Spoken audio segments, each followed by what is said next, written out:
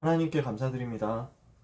번제의 비밀과 소제의 비밀을 아는 하나님의 자녀들을 오늘 렘넌트 위하여 기도하도록 모아주신 하나님께 감사드립니다.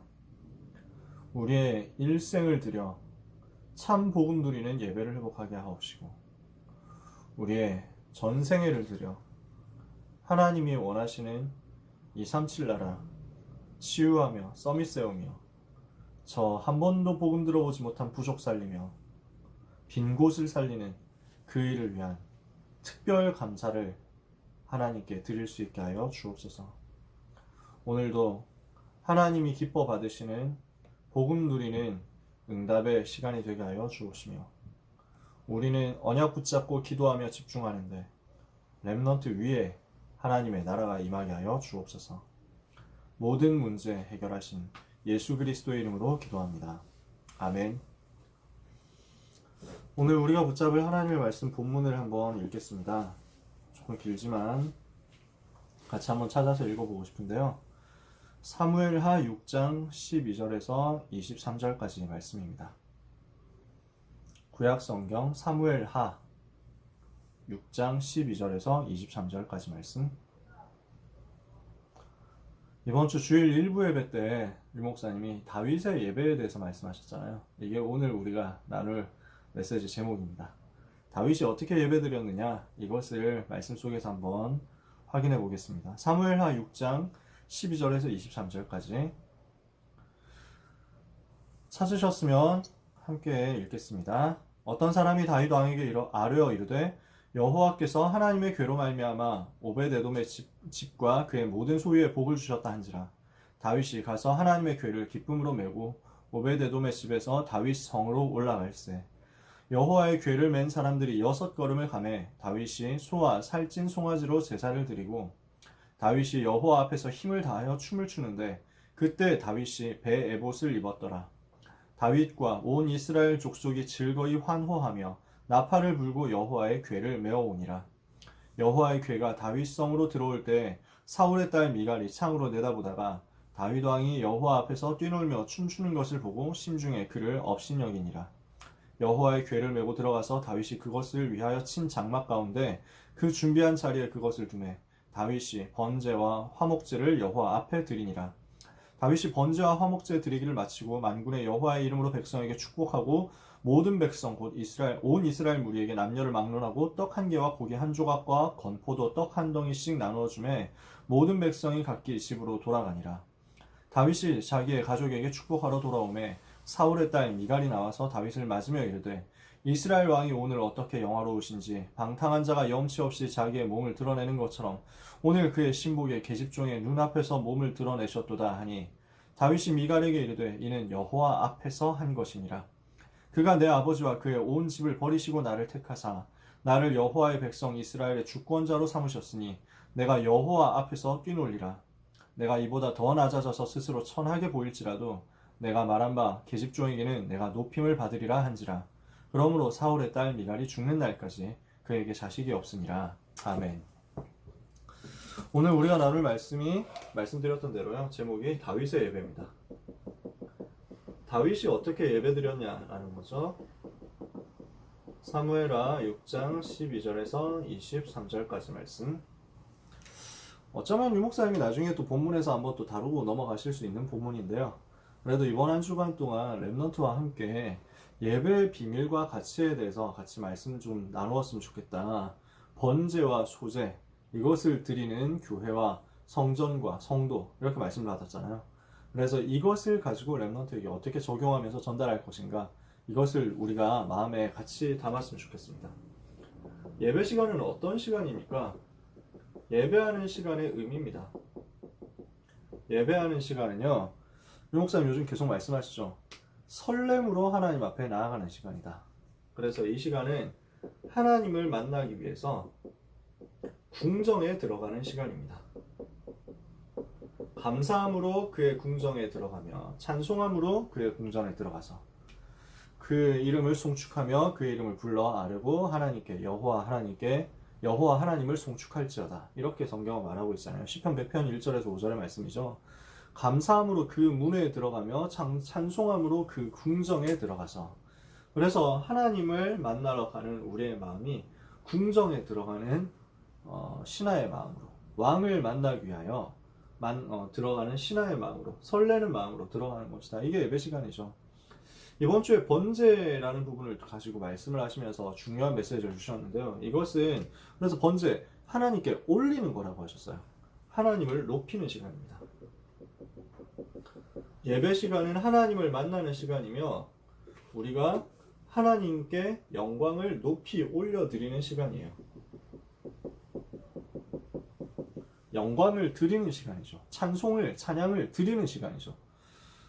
그렇게 하나님을 우리가 바라보고 하나님께 향기로운 제사를 올려드리니까, 하나님께 들어 올리니까, 영광을 우리가 가진 모든 것을 하나님께 들어서 올려드리니까 하나님께서도 우리에게 은혜를 주시죠. 하나님의 은혜를 받는 시간. 그래서 예배는 무엇을 하는 시간이냐? 내가 하나님께 드리는 찬송, 영광과 하나님께서 내게 부어주시는 은혜가 만나지는 시간입니다. 이게 엄청난 시간이죠. 그러니까 하나님을 배웠고 여호와 앞에 나아가는 시간이요, 여호와 하나님을 높이는 시간이요, 하나님께서 주시는 은혜를 받는 시간이다. 이 시간에 그러니까 여호와 하나님께서 찬송 가운데 임하시죠. 시편 22편 3절의 말씀대로. 그러니까 악신이 떠나가는 거예요. 성령께서 임하시니까 사단이 도망갈 수밖에 없죠. 이런 엄청난 시간이 바로 예배 시간입니다. 우리는 너무 많이 예배하면은 그냥 은혜 받는다, 여기에만 집중되어 있는데 당연히 맞죠. 은혜 받는 시간입니다. 은혜를 마땅히 누려야 됩니다. 그런데 우리가 하나님께 드리는 것도 항상 기억해야 됩니다. 우리의 찬양과 우리의 경배를 하나님께, 우리의 예물을 하나님께, 우리의 영혼, 마음, 생각 모든 집중을 하나님께, 이렇게 해서 하나님께 영광을 돌리는 시간이에요. 그래서 이것을 두고 류 목사님 뭐라고 얘기하셨습니까? 간절한 시간이다. 일부 예배 때 말씀하셨죠. 간절함, 한없는 간절함으로 하나님께 이 예배를 드리는 것이다. 2부 예배 때는 뭐라고 말씀하셨습니까? 한없는 감사로 하나님께 예배를 드리는 것이다. 그래서 우리에게 주신 이 복음의 은혜를 생각하면서, 우리에게 주신 이 복음의 비밀을 생각하면서 이 복음 붙잡는 간절함으로, 그러면서 우리에게 주신 하나님의 모든 은혜를 생각하면서 하나님을 만나 배울 때 감사를 아는 자로서 진짜 참된 감사를, 특별 감사를, 모든 것에 대한 감사를 하나님께 드리는 것이다. 그래서 소제라는 말씀을 주셨죠. 번제와 소제가 우리의 삶에, 모든 렘넌트들의 삶에 회복되게 되기를 축복합니다. 그러면은 이 비밀을 아는 다윗이 어떻게 예배드렸냐? 이번 주에 목사님께서 일부에 다윗의 예배에 대해서 집중적으로 말씀하셨는데, 이 다윗이 예배드린 가장 대표적인 내용이 여기 사무엘하 6장에 들어있거든요. 다윗이 얼마나 하나님을 사모하고 얼마나 하나님을 기뻐하고 얼마나 하나님께 경배와 찬양을 드렸는지 자세하게 나와 있는 본문이 여기에요. 여기 이 본문의 배경이 뭡니까? 언약궤를 메고 들어오는 것입니다. 언약궤가 오베데돔이라는 사람의 집에 있었는데 여기에서 이제 다윗의 성으로 옮겨지는 시간이에요.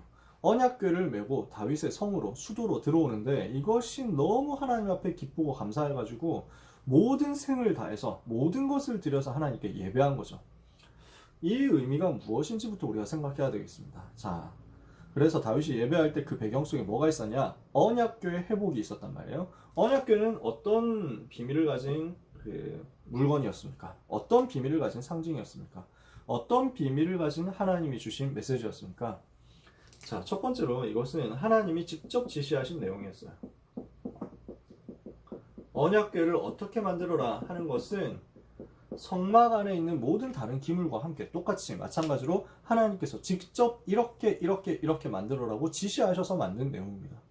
하나님이 직접 명하시고 그 안에 들어갈 두 돌판 있죠. 언약궤에 그 언약의 두 돌비 있잖아요. 십계명이 기록되어 있는 두 돌비, 이것은 하나님께서 직접 써주셨어요. 아예 처음에는 두 돌비까지도 하나님이 직접 만들어 주셨는데 그걸 이제 이스라엘 백성이 우상 숭배하니까 깨버렸죠. 모세가 집어 던져가지고 깨버렸잖아요.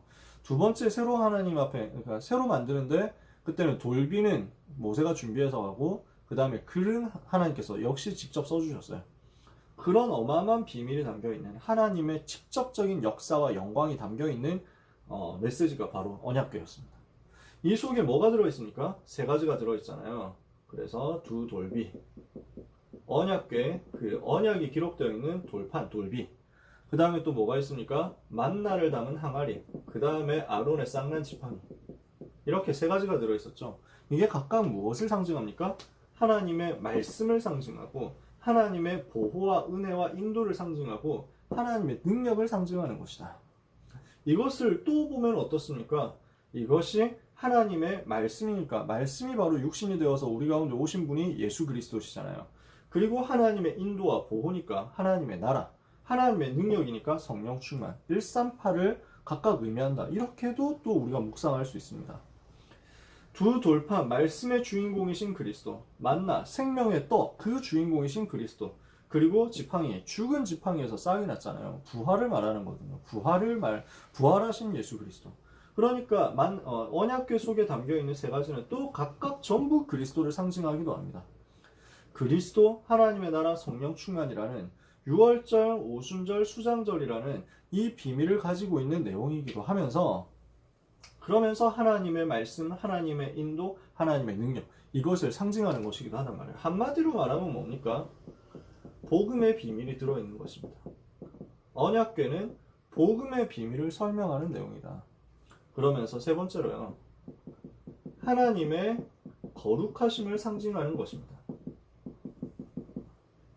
하나님이 얼마나 거룩하시냐, 하나님이 얼마나 위엄이 있으시냐, 이것을 나타내는 것이 또 언약궤이기도 했어요. 그래서 언약궤 이제 상자잖아요, 상자. 그 상자 뚜껑을 덮죠. 그 뚜껑을 시은소라고 합니다. 시은소. 시은소라고도 하고요. 시은좌라고도 하고요. 그 다음에 속죄소라고도 합니다. 이 뚜껑의 이름이에요, 이게. 여기에서 모든 이스라엘의 죄 속죄하겠다, 용서하겠다, 이것을 말씀하시는 거예요. 시은이라는 말은 은혜를 베푼다 라는 말씀이죠. 그래서 여기에서 은혜를 베풀겠다. 그러면서 하나님이 뭐라고 하시냐면은 이 그 시은소는 그룹이라고, 천사 있죠, 천사를 조각해가지고 그 천사들이 날개를 안쪽으로 이렇게 접어가지고 서로 이렇게 무릎 꿇고 바라보도록 만들었어요.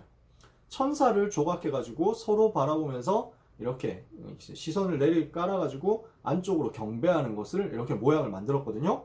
이게 뭘 말하냐? 여기 사이에, 이 그룹 날개 사이에 하나님께서 말씀하신다 라고 하는 것을 담아주신 거예요. 그러니까 천군과 천사가 여기에서 하나님의 수종을 들면서 하나님의 말씀이 여기에서 전달되고 선포된다. 물론 하나님의 말씀이 그 시은좌에서만 선포됩니까? 그렇진 않잖아요. 근데 이 부분을 모든 이스라엘과 현장과 후대 앞에 메시지로 전달하자는 거예요. 메시지로 전달한다는 거예요. 그 전능하신 하나님이 실제로 이곳을 통해서 말씀하신다라는 것을 추상적인 의미가 아니라 아주 구체적으로 사실적으로 보여주기 위해서 이것을 전달한 거죠. 구름 날개 사이에서 말씀하겠다. 그러면은 하나님이 천사를 보내가지고 시편 103편에 있는 말씀대로 말씀을 성취하고 말씀이 선포되는 거기에 심부름하게 하시는 거죠. 그리고 모든 그룹도 그 앞에 꿇어서 경배하도록 이렇게 만들었잖아요. 그러니까 두 그룹이 있죠. 두 천사, 케루빔이라는 천사예요. 천사의 종류인데 이 그룹이 날개를 펴가지고 이렇게 숙이면서 하나님을 경배하도록 무릎 꿇었어요. 이 두 그룹이 서로 무릎을 꿇고 고개를 숙이고 날개를 이렇게 펴가지고 가운데를 바라보도록 만든 것은 여호와 하나님을 경배한다, 천사들이 활동한다, 이것을 영적인 것을 보여주는 거죠. 하나님의 권능과 하나님의 위엄과 하나님의 위대하심과 하나님의 거룩하심을 상징하는 것이 이 언약궤 속에 담겨 있는 것이었습니다. 성막 안에 있는 모든 것들이 이것을 말하는 것이고, 그 중에서 가장 거룩한 곳 지성소 안에 이 언약궤가 담겨 있었잖아요. 모셔져 있었잖아요. 그죠? 그리고 이 성막이 만들어졌을 때 하나님의 영광이 온 성막에 가득하더라. 이것을 우리는 지난주에 말씀을 통해서, 출애굽기 40장 말씀을 통해서 받았죠. 그러니까 이런 어마어마한 비밀이 들어있는 것이 바로 언약궤입니다. 그러니까 이스라엘이 무엇을 하도록 만들었습니까? 언약궤를 따라가도록 만들었어요. 그렇죠? 이스라엘이 나중에 가나안 정복하잖아요. 어떻게 합니까? 요단 건널 때 언약궤 따라갔죠. 여리고 무너뜨릴 때 언약궤 따라 돌았어요. 온 이스라엘이 언약궤를 따라가도록 만들었습니다. 이 복음의 비밀을 붙잡고 하나님이 나와 함께 하시는 이 거룩하신 하나님, 위대하신 하나님이 현존하셔서 영존하시는 하나님께서 분명히 살아계신 하나님께서 지금도 말씀하시면서 지금도 역사하신다는 그것을 따라가도록 만들었어요. 그러니까 언약궤 가는 곳마다 역사가 나타나가지고 가나안 땅 정복한 거죠. 이런 일들이 일어났잖아요. 이것이 성경 속에 계속 기록되어 있는 내용입니다. 자, 이 언약궤의 비밀이 엄청나죠, 그죠? 근데 이 언약궤를 가지고 이스라엘이 실패한 겁니다. 여러분이 내용을 잘 아시니까요. 이 언약궤를 모시고 이 언약의 비밀을 받았는데도 불구하고 이것을 놓쳐버렸어요. 어떻게 해서 놓쳤습니까? 언약궤는 있는데 설명이 좀 기네요. 언약궤는 있으나 언약은 놓쳐버립니다. 이게 사사시대의 내용입니다. 사사시대에 언약궤가 멀쩡히 있잖아요. 근데 이 언약궤 속에 담겨있는 언약의 비밀을 놓쳐버렸다니까. 사실은 언약궤라는 그 상자 자체가 중요합니까? 이 언약궤라는 물건 자체가 중요합니까? 이 언약궤를 통해서 하나님이 주신 언약, 그 복음의 내용이 중요하잖아요. 그 복음의 비밀과 가치가 중요하잖아요. 이 복음의 비밀과 가치가 중요하기 때문에 언약궤가 중요하거든요. 근데 사람들이 어떻게 점점 생각하냐면은 이 언약궤 자체를 대단한 뭔가 효험이 있는 물건으로 생각하는 거예요. 언약궤 따라가니까 역사 일어났죠. 언약궤 따라가니까 가나안 정복했죠. 근데 그건 언약궤가 잘나서 그렇습니까? 그렇지 않잖아요. 언약궤를 주신 여호와 하나님이 위대하시고 언약궤 속에 담겨져 있는 이 복음의 비밀과 능력이 위대한 거죠. 근데 언약궤는 가지고 있지만 언약을 놓쳐버리니까 어떻게 됩니까? 자꾸만 복음이 상실되잖아요. 복음이 약화되잖아요. 이 복음이 약화되는 것이 가장 큰 문제라니까요. 다 있어도 복음 약화되는 것만큼 재앙이 없죠. 모든 것 다 회복되고 모든 것 다 부흥되고 경제 성장하고 뭐 잘 살게 되고 군사 강해지고 뭐 이렇게 돼도 복음 약화되면 그게 재앙이에요. 그렇잖아요. 그래서 점점 지금 그렇게 가고 있단 말이죠. 이 언약궤를 어떻게 생각합니까? 나중에 사람들이 블레셋하고 전쟁하는데 부적처럼 생각하잖아요. 이거 메고 가면 전쟁에서 이길 수 있다. 이렇게 생각하고 부적으로 들고 나갔다가 완전 실패했잖아요. 그게 홈리와 비나스, 제사장 엘리의 두 아들 아닙니까? 이 홈리와 비나스 두 사람이 언약궤 메고 전쟁터에 갔는데 전쟁에서 지고 이스라엘 군대는 3만 명이나 죽고 그 다음에 언약궤는 빼앗겨 버렸죠. 비참한 상황이 벌어진 겁니다. 복음 놓치니까 이렇게 어렵게 된 거예요. 그래서 블레셋의 언약궤를 빼앗겼는데 하나님이 자기 영광을 빼앗기지 않으시기 때문에 그 이제 블레셋 땅에서 이 언약궤 안에 언약궤를 통해 가지고 하나님의 능력이 또 나타나고 또 증거되죠. 그래서 블레셋에 빼앗겼다가 돌아오게 됩니다. 그 내용은 여러분들께서 들으셨죠, 그죠? 다곤 신상이 언약궤를 다곤 신전에 갖다 놨는데 블레셋 사람들이 섬긴 우상 아닙니까? 근데 그 다곤 신상이 딱 이제 쓰러져 버렸다니까. 언약궤 앞에서 딱 쓰러져 버렸어. 엎어져 버렸어. 무슨 일이냐 하고 다음날 이제 새로 이제 고이 모셔다 놓고 했더니 다음날 가보니까 아예 목이 날아갔어. 그리고 손목도 날아갔어. 목만 날아가면 우연이라고 생각할 거니까 두 손목도 딱 날아가가지고 목하고 두 손목만 딱 어디 있습니까? 그 이제 문지방에 그 신전의 문지방에 딱 덩그러니 놓여져 있는 거예요.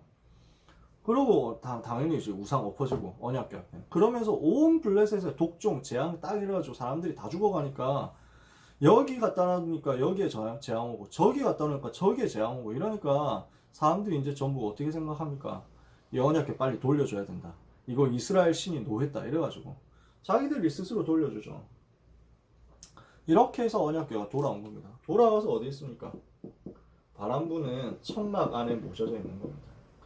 갈 곳이 없어가지고 일단 벳세메스 왔다가 벳세메스에서 기럇 여아림 왔다가 기럇 여아림에서 나와가지고 오베데돔의 집에 있다가 이렇게 해서 이렇게 돌아다니는 거예요. 이것을 두고 지켜본 사람이 있습니다. 사무엘입니다. 이 과정을 전부 지켜본 사람이 사무엘이에요. 어린 사무엘이 어디 있었습니까? 언약궤 앞에 있었어요. 어린 사무엘이 언약궤 모셔져 있는 성막에서, 그 성소에서 하나님으로 바라보면서 하나님의 음성을 들었죠. 그러면서 이 언약궤를 통해 가지고 하나님이 말씀하시고 하나님이 역사하시는 것을 어릴 때 체험했죠. 근데 어른이 되어 가는 과정 속에서 언약궤 빼앗기는 일들을 또 경험했죠. 그 얼마나 마음 아프고 슬픈 일입니까? 이때 엘리 제사장이 죽고 사무엘이 사사가 됐는데, 사무엘이 무엇을 하느냐? 온 이스라엘에 복음 전한 거예요. 온 이스라엘에 말씀을 전달한 것입니다. 이렇게 해서 이스라엘 전 백성이 여호와를 사모하고 말씀 붙잡게 되고 복음 붙잡게 되고 여호와를 바라보는 집중의 역사가 나타났는데, 이렇게 하니까 언약궤가 돌아왔어요. 빼앗겼던 언약궤가 돌아오는 기적 같은 역사가 일어났어요. 사실 그게 쉽지 않잖아요. 우리는 결과를 아니까 쉬운 일처럼 보이지만 이제 막 이 사람들 입장에서는 막막한 겁니다. 빼앗겼는데, 저 귀한 언약궤, 이 복음의 비밀 담고 있는 언약궤를 빼앗겼는데 이것을 어떻게 하냐. 진짜 밤낮 슬퍼하고 진짜 탄식했을 거예요. 사무엘이 얼마나 기도했겠어요. 근데 이게 딱 7개월 만에 돌아왔단 말이에요. 얼마나 기쁘고 감사한 일이겠어요. 근데 아직도 이 언약궤 모실 만한 성전이 지어지지 않았구나. 이게 사무엘의 가슴 속에 있는, 인생 여정 속에 있는 한이었어요. 사무엘이 12살쯤에 하나님의 음성 들었다. 학자들이 이렇게 얘기합니다. 30세쯤 사사로서 사역 시작했다. 이렇게 얘기하기도 합니다. 그러면서 복음 운동을 계속 하는데, 다윗을 나중에 만날 때 사무엘의 나이가 적게는 50살, 많게는 한 80살, 진짜 많게는 100 몇 살 이렇게 봅니다. 그렇게 될 때까지 사무엘이 이 언약궤를 두고 얼마나 많은 기도와 간구를 하나님께 했을 것인가. 이 언약궤 모실 성전 지어야 된다는 거기에 대한 중심이 얼마나 끓었겠는가. 여러분 한번 생각해 보세요. 이때 사무엘이 만난 사람이 누굽니까? 다윗이죠. 그래서 다윗에게 언약의 한을 전달한 거예요. 이 언약궤에 대한 한을 메시지로 딱 전달한 겁니다. 어떻게 얘기했을까요? 다윗을 만났을 때. 지금 다윗이, 사무엘이 100살 가까운 나이다. 한번 생각해 보세요. 100살 가까운 사무엘이 이제 17살 어린 다윗을 만나요. 뭘 얘기합니까? 내가 너만한 때, 내가 너보다 더 어렸을 때 처음으로 하나님의 음성을 들었었어. 그때 하나님의 음성을 어디서 들었느냐? 언약궤 앞에서 들었다. 그 언약궤가 어떻게 되었느냐? 지금까지 어떻게 흘러왔느냐? 이 언약궤의 비밀이 무엇이냐? 이 언약궤 속에 담겨있는 복음의 내용이 무엇이냐? 이게 어떻게 하다가 빼앗겨버리는 그런 비참한 일을 당했냐? 지금 저 언약궤가 어디에 있느냐?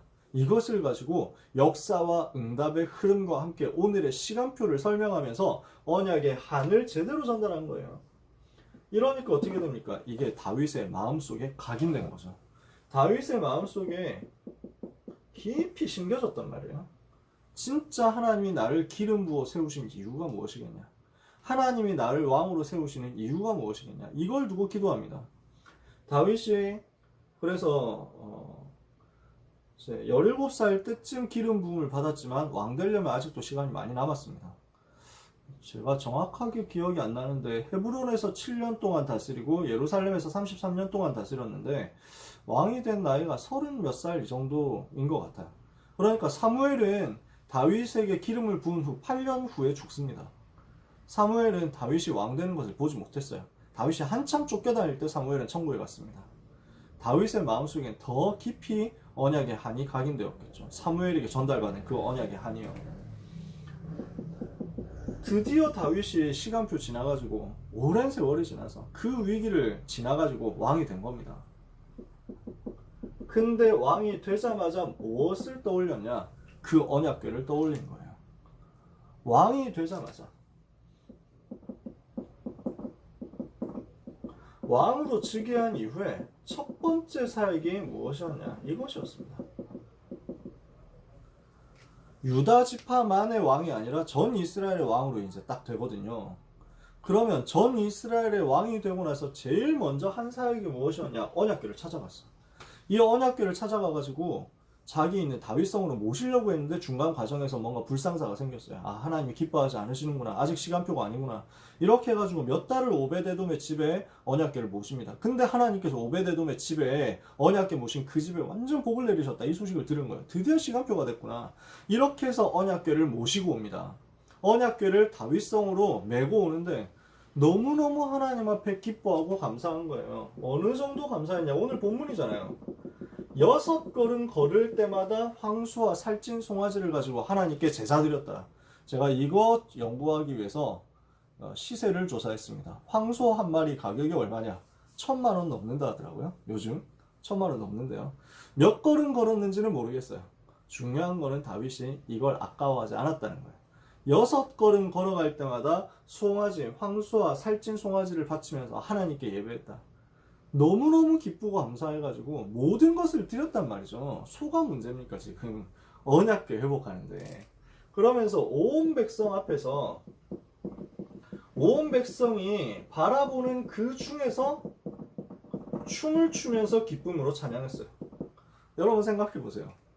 임금이 춤을 추면서 찬양한다. 그 높은 분이 대통령이 춤을 추고 막 춤을 추면서 하나님 앞에서 막 율동하고 몸찬양하고 이런 거 한번 생각해 보세요. 우리나라 사람들 그렇게 안 하잖아요. 정치인들 그렇게 안 하잖아요. 딱 폼 잡고 있지. 아니 뭐 정치인들까지 갈 것도 없잖아요. 우리 중직자들 뭐 진짜 뭐 중심은 중심 다 깨끗하시지만 율동할 때 몸찬양할 때 보면 되게 머쓱머쓱해가지고 잘 안 하신다니까요. 중심은 다 똑같으실 거예요. 근데 이제 그래요. 다윗이 왕인데 백성 앞에서 자기 체면 망가지는 것 전혀 부끄러워하지 않고 두려워하지 않고 완전히 기쁨으로 찬양한 거예요.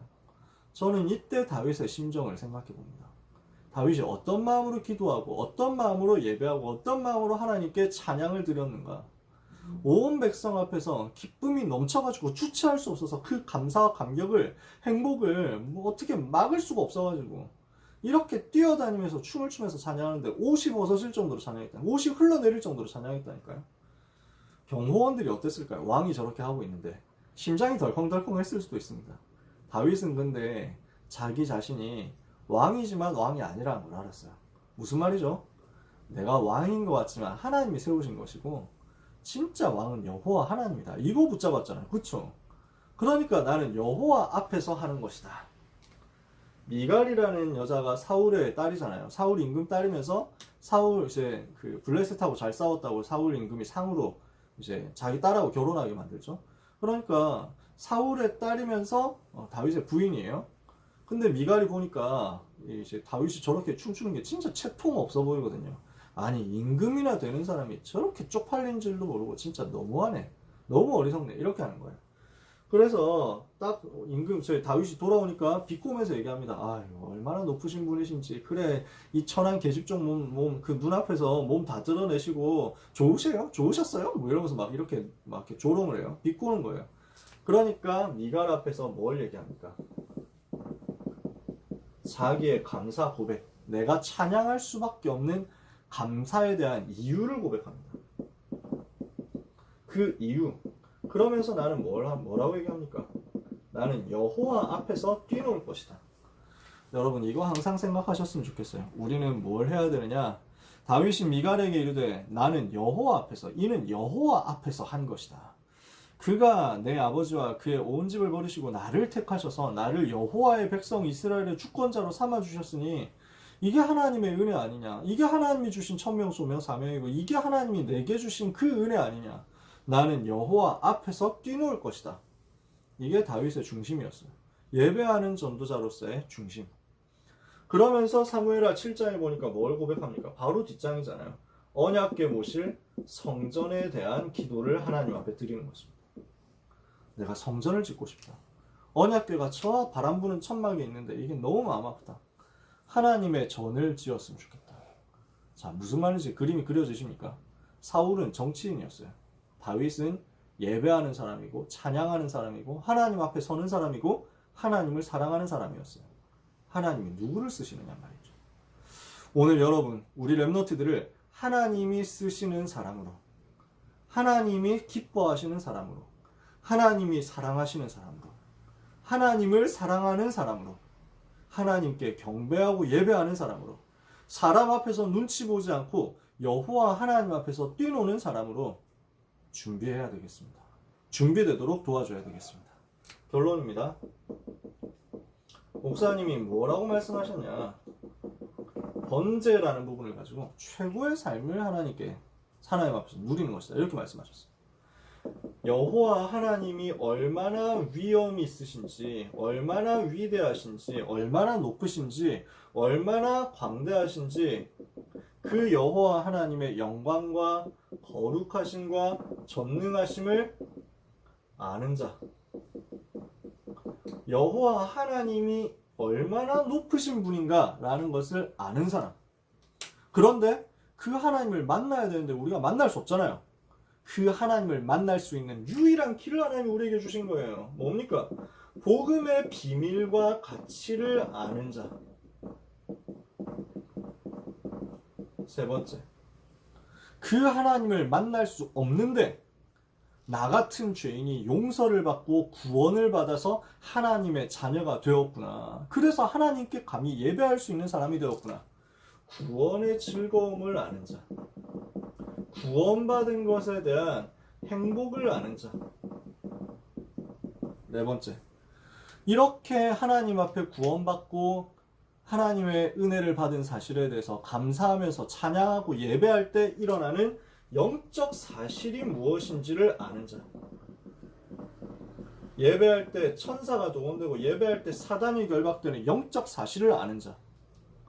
그래서 이 모든 것을 알기 때문에 내 모든 것을 드리는 예배하는 자. 흠 없는 것을 드리는 번제하는 자. 이 최고의 예배를 드리는 사람이 바로 최고의 삶을 사는 사람이죠. 이 예배의 비밀을 가지고 후대에 전달하는 것이 최고의 헌신이고, 이 예배의 비밀을 가지고 전 세계를 살리는 것이 최고의 사명이다. 이게 우리에게 주신 번제 아닙니까? 이 번제의 비밀을 가지고 우리가 현장에서 누리면서 계속 뭘 찾아내야 되느냐? 감사를 아는 자로서 감사의 이유를 알고 특별 감사를 알고 모든 것에 감사하는 자. 최고의 삶을 사는 자죠. 누구였습니까? 대표적으로 다윗입니다. 이 축복을 우리가 우리 현장에, 우리 후대 현장에 반드시 전달해 줘야 될 줄 믿습니다.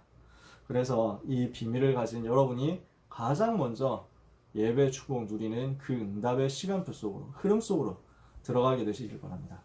레위기 말씀 나누는 가운데 이 예배가 가장 귀중하게 여러분에게 회복되게 되기를 예수 그리스도의 이름으로 축복합니다. 그래서 렘넌트에게 예배에 대해서 모델을 꼭 보여주세요. 여러분 자신을 모델로서.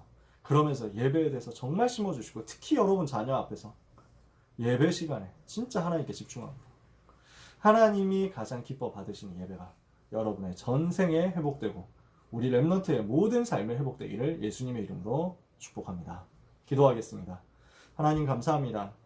다윗의 예배를, 성경이 말씀하는 그 예배를 주신 강단의 말씀대로 번제와 소제를 통해서 간절함으로 감사함으로 드릴 예배를 모든 이 자리에 있는 종들이 회복하게 하여 주옵소서. 우리가 예배할 때 여호와 앞에서 예배하게 하시며 여호와 앞에서 이유를 알고 기뻐하며 뛰놀며 춤추는 참 사단을 무릎 꿇게 하는 예배 성공하게 하여 주옵시고 승리하게 하여 주옵시고 날마다 회복하게 하여 주옵시며 후대에게 전달하게 하여 주옵소서. 우리 사는 날 동안 여호와 하나님을 경배하고 예배하다가 우리의 사는 전생애와 우리의 후손에게까지 하나님이 주시는 그 은혜의 지극히 풍성함이 나타나지게 하여 주옵소서. 예수 그리스도의 이름으로 기도합니다. 아멘.